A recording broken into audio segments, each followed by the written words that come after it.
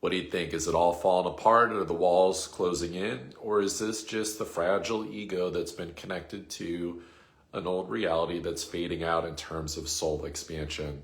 Welcome to Celestial Conversations. I'm Astrology Eric Rosen. This is the weekly horoscope where I get into the astrology for the week ahead. I do this from Wednesday till Tuesday. And what I want to say is that it's a big week in a subtle way with this astrology, because although there's not like these major transits, like we're out of the eclipse season, right? We're into this new 6-month cycle. We're not going to see the new moon this week yet in Pisces. It's a 3/4 square of the moon that's going through Sag right now.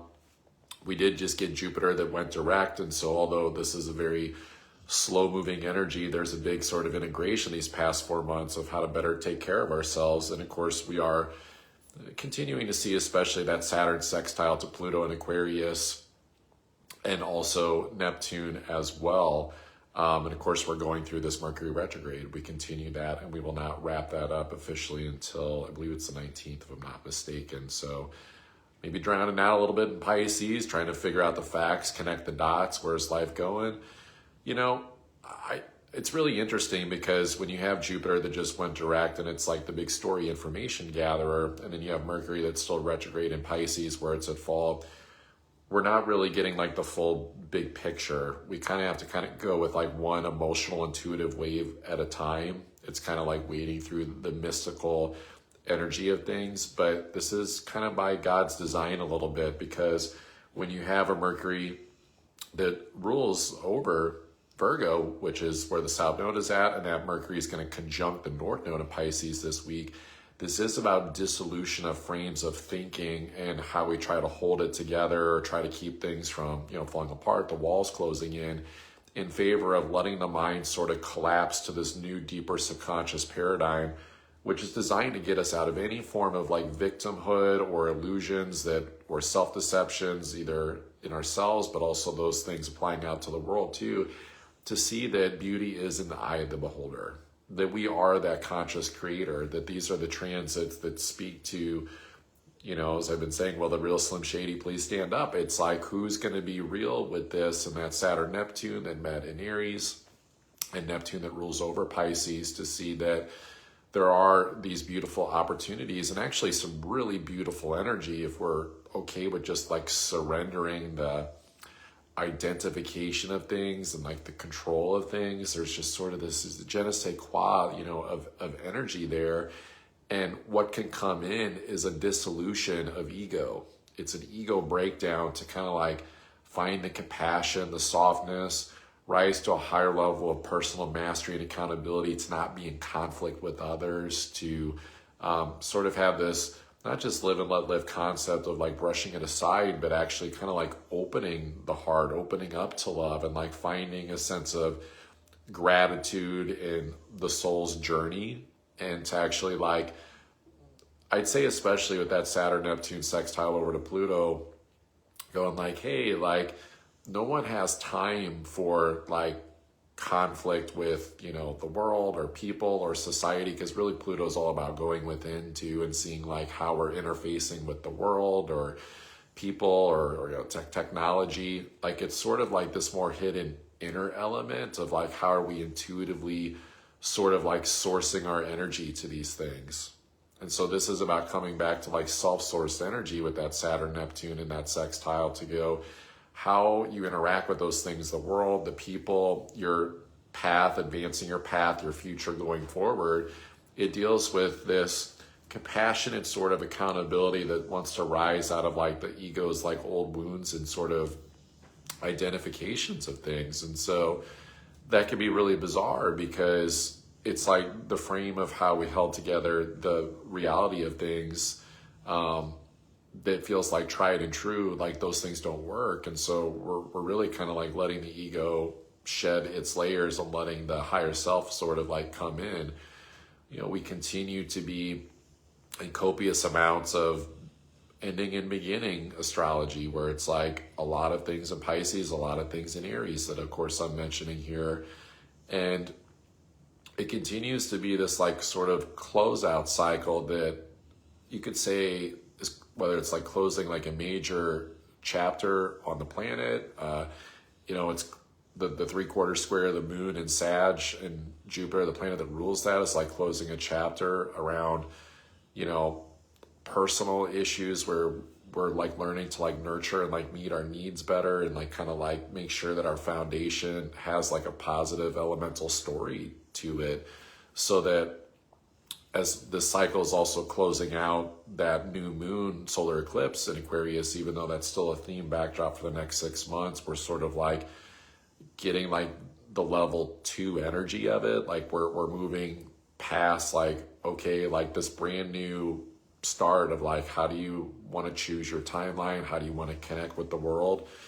And it's the closeout of that that's preparing us for the new moon in Pisces that goes, okay, dissolve anything that's clearly not working for the reality, especially with the Mercury retrograde conjunct the North Node in Pisces, and connect back to God, connect back to the divine, and connect back to this like sort of like more compassionate energy.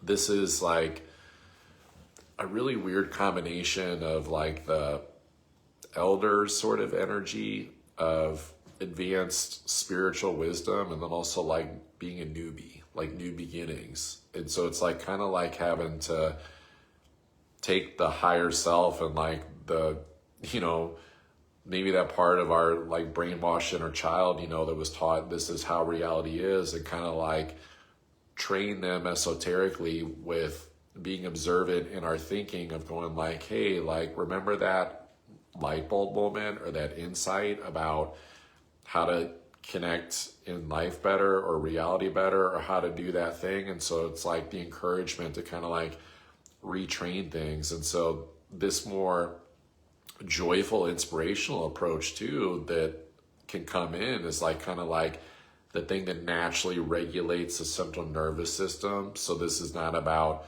suppressing anxiety or trying to ground or any of those things. Like this is actually about learning to project our natural energy better, not from the ego or performance, but it's the natural frequency that comes in. So it's really not about constant shifting and adjusting and turning the dials, that South Node Virgo, and then that Mercury retrograde that rules over it.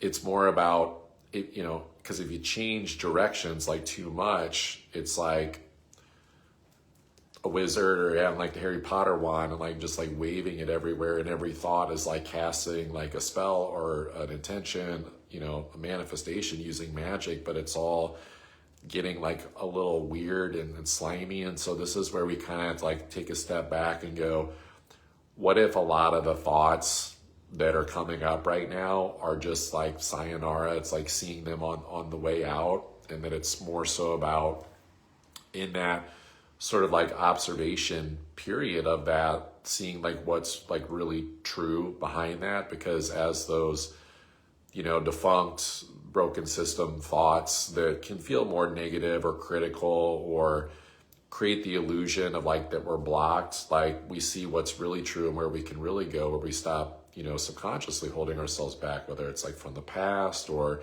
this thing isn't working, I need it to work, and then I can relax or rest, or, whatever the stories that come up. This Jupiter, that was retrograde for the past 4 months in Cancer kind of like brought up a lot of deeper digging. It could be all the way back to past lives, the ancestral stuff, the bio family, what were the stories that were created there. But ultimately the simplification of things that Jupiter in Cancer teaches us, and the integration now going forward, now that it's direct and it's going to head towards Leo in the summer, that integration period of what we learned in the last 4 months is, number one, how to, this is, I'm just going to share what I've learned personally. It's like, number one, it's like, the story does kind of set the mood of things, right? So it's like having a personal life narrative story that feels more optimistic, beneficial, expansive, even when it could feel overwhelming. The emotions feel like a lot. It's, it could be a questioning of, do I need to do more? Is my foundation safe? Because a lot of this astrology in the world can reflect, this illusion of it's all like going to be like such a bad thing, it's like Armageddon. And like my channel continues to tell me like it's just people reading scripts, and like plugging into these reptilian timelines of things. Like I've studied the astrology, like we're going to be good. It's just like the messiness of how many people get like taken down by the continuation of deception and want to keep eating, the fear pills of that. So Jupiter that's been in Cancer here, it's like at least we have this comfort zone to kind of like relate to our own personal world, but also it's understanding too that we have to kind of separate the story that we're telling ourselves and our emotion from the personal life that we're living, and kind of just be okay with feeling the emotions to their fullness, to their completion, their complete expansion, without needing a story to it. Because where we get stuck and the storms that are emotional last longer than a minute and a half, of like one, because emotions can stack, but it's like the emotions just move like current. If it's like feeling stuck, depressed, like in a rut, that's because there's a Jupiter story that's like,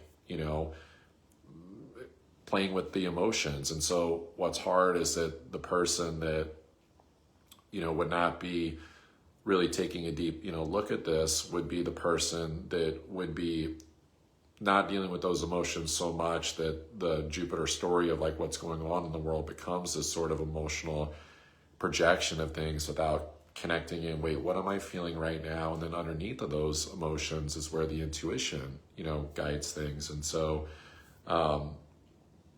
this is where we can actually change our outlook, like Jupiter in Cancer. So whatever it is that is the outlook that we've had that makes us like not feel safe, not feel cozy, like not feel good about what's going on in life, or feeling centered emotionally, feeling, grounded in just this like protective space, or feeling that of the greater world projection. This is where we can like change that outlook and like start to kind of like write a new script, that like our emotions don't mean that this is the story, So it's like the Jupiter abundance, payoff, positivity comes from the acceptance of this sort of more emotional mastery. Jupiter is that teacher. And so it's like, what is the initiation of when an emotion arises in our personal life? Like, what is that teaching us? And so the trick is not to try to understand it when it's happening. It's more just to like, kind of like go with it. And so this is actually what ironically expands our intuition.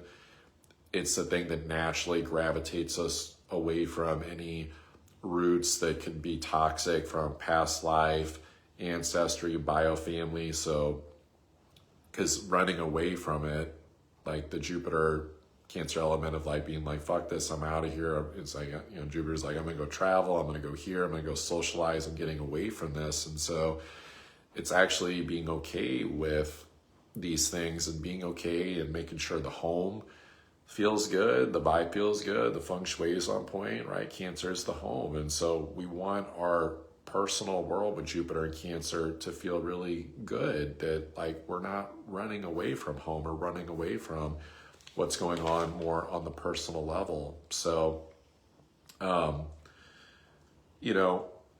I think the distinguishing element too, with Jupiter that's now direct in Cancer, because Cancer is like kind of this like where we refuel energy, and Jupiter is this expander. I think we have to be just really conscious before we initiate some new chapter in life, and that can literally look like anything, right? It's akin to the personal life. It could be a relationship. It could be, I'm gonna go move my roots here to nurture me to build up to that kind of tree of life energy with Capricorn, and the opposite of like a career thing.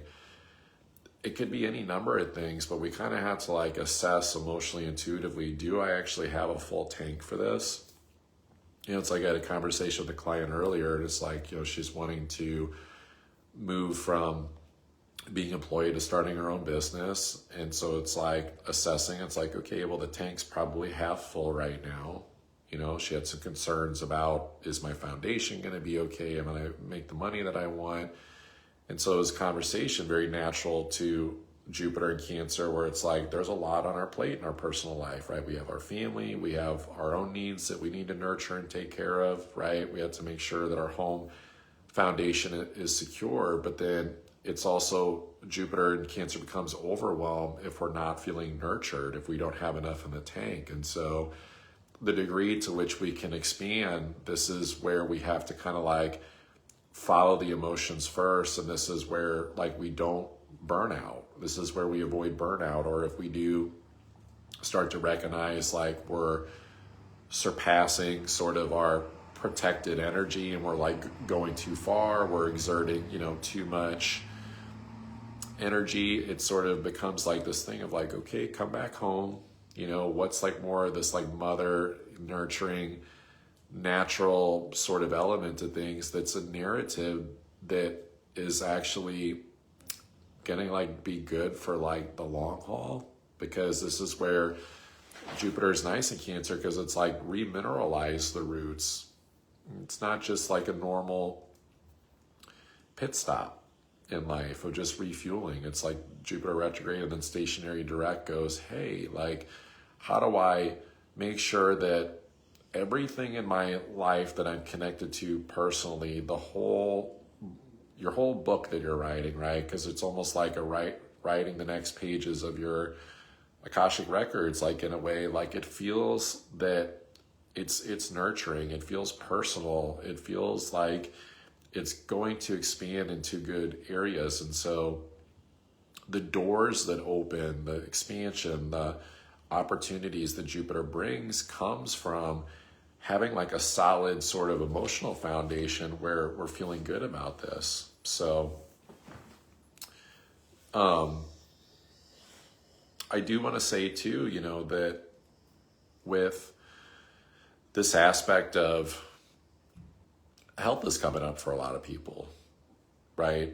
When you have the South Node in Virgo and Mercury that rules that's retrograde on the North Node in Pisces, it's tough because a lot of the dissolution has to kind of come in from any victim consciousness, any pathologizing anything. So that could be a person, a place, a thing, right? It's anything in the boundless universe that is Pisces that can cause a drain in our energy that will manifest as the physical. So the irony is that our soul loves us so much that anything that we're feeling, whether it's like our energy is feeling lower or we're like physical pains, elements like getting sick, the best thing to do is to go, where is there any area where there's like kind of this mask, you could say, masking the soul wounds that is believing in any sort of limitations, because these transits are teaching that we can't be compartmentalized into these things, like how our symptoms of our health are defining us, or what we're doing in the moment defining us, or what we're doing for our daily work, like, job stuff, like our daily routines is not defining us. This is about the dissolution, to see that attaching to the outside of those things kind of like creates its own chaos and makes like the stress worse, like the worry worse. And that in the surrender element and being okay with like, I have faith, even though my mind can't see, like I have faith, it's North Node and Pisces, that I'm being guided. And of course, Mars is, here in Pisces too. Venus is going through Aries. And so there is this aspect of going, like, you can trust the intuition for the next action. You can remain embodied with Venus and Aries too, where it's like, there's no rush. Like, I know everyone's like coming into February is like, you're the fire horse, and it's like, well, yeah, but like, it's when it's a race, it's like there's times where it's like the race is a whole year long. It's like there's times where you trot, there's times where you drink water, there's times where you charge a little bit. And so the avoiding burnout and like not coming from the ego is like right now just very much like following this like more slower, methodical movement of things, like where we put the effort into things, where we manifest. Like every step that we take ideally should be coming from more of this like nurturing sort of grounded spiritual place. And that's actually what keeps us out of hot water. That's what keeps us from like, weird stories or narratives like that we all are like shedding. And it kind of becomes this, like the term ARAT comes up, like AHRAT, like ARAT. Like it's like the person that has been around the sun enough times that understands that, the only point at the end of the day in life is to exemplify love, and so these ego wounds that Chiron still continues to bring up in Aries, which we don't get a break from that until July, it kind of like is reminding us that we've all been through battles. We've all had scars. We all have things that we can almost like, our ego can trick us into, well, if I do this thing, it'll make the wound better. And that's very metaphorical. So it's like practical examples could be, I'll go out and manifest a relationship and then I'll feel better about what's going on in life. Or let me go out and like do this like thing that is the thing that's like outside the self to like produce a sense of completion. Because that's what Chiron and Aries has been teaching us since 2019, is that part of us that feels incomplete, that feels, like being abandoned, left out, that somehow there's like a weakness that we can't like quite figure out. And that's why a lot of times you'll see a lot of people really either feeling like really weak and not wanting to show up and just be, and then people that overcompensate, for the ego to try to cover these things up. And so this brings up a reminder with all this astrology of just like vulnerability, of that we're all like learning and going through this like school together, and that there's different things that we have going on personally, identity wise, like we all have different ways that we're kind of meant to connect to the divine, and there's like not like a one size fits all. And so it's almost like this untangling of getting out of like a distorted reality that's been lived, especially through the mind with this astrology, that we just keep coming back home to like what feels like more real, that almost like has a hard way of putting words to it, because that's a Mercury retrograde and North Node Pisces too. It's like hard to even express it or speak it. Maybe that's why there's things like, light language, and, we do energy work and meditate, and we just kind of get these felt senses of things. And so because Pisces is that sign that deals with like hold your horses, like the inaction of things, and that Saturn, Neptune, that in Aries, that Neptune that rules over Pisces, is kind of like, hey, like remember each action that you do, each behavior, it has sort of like this like long-term karmic sort of consequence to it. And I think Venus is here to kind of teach us that if we're coming from a place of value, of knowing our worth, that, can we value ourselves to know that it's not worth like starting wars over? It's like that's a Chiron Eris conjunction thing that we've been going through for a while too, where it's like not just starting conflict or battles either internally or outside of ourselves, or participating in them, with people, just because there's like an enticement to it. It's like the person that like starts the riot just because, they were bored, or like someone told them to do it. They didn't actually want to do it. It was just like stirring the pot.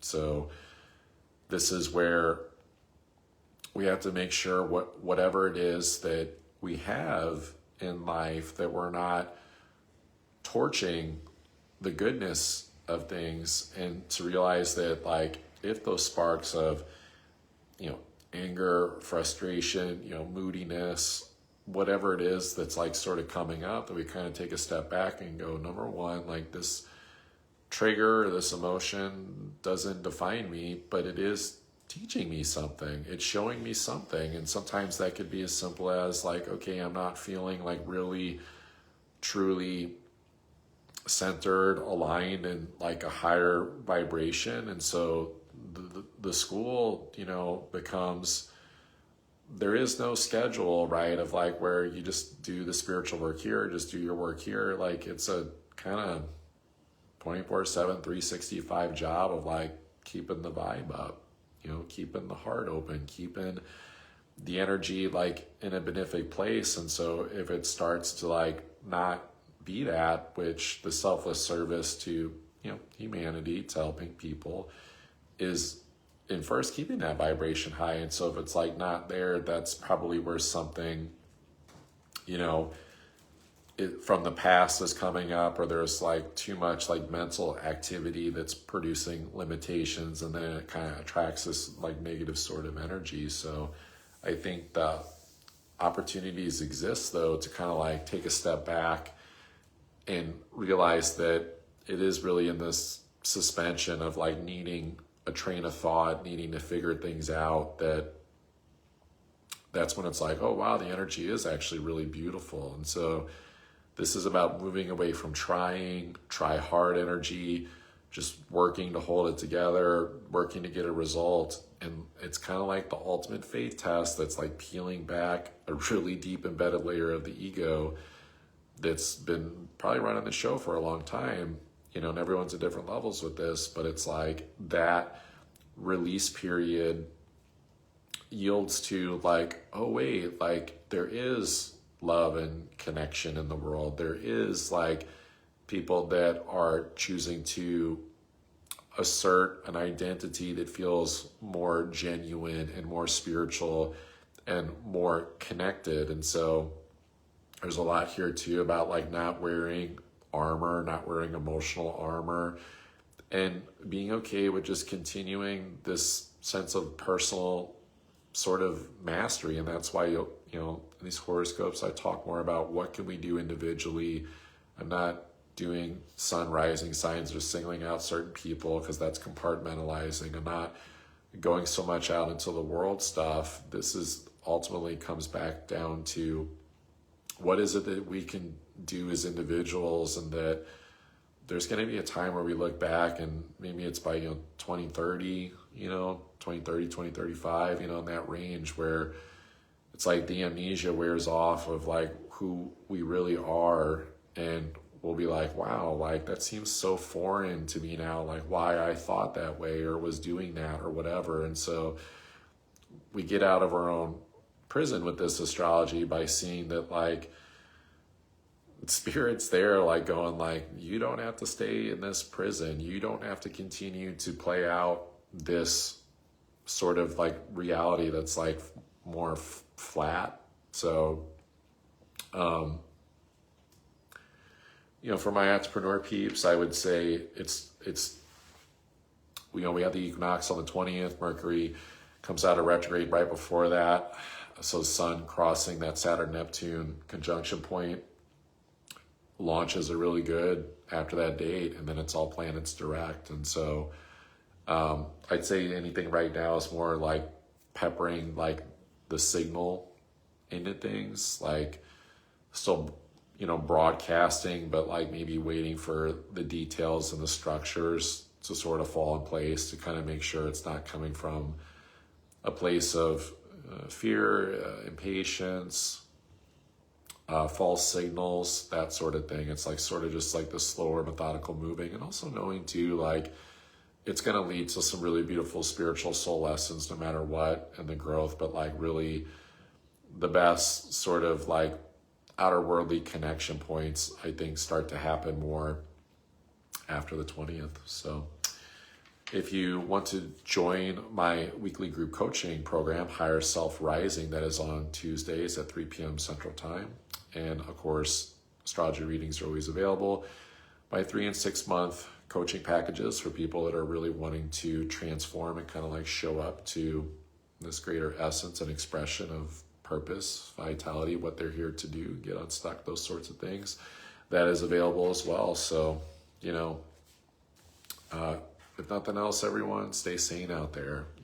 Pisces zones is where it gets really crazy, and a Mercury retrograde there. And so sometimes the best thing to do is to not do anything, believe it or not, and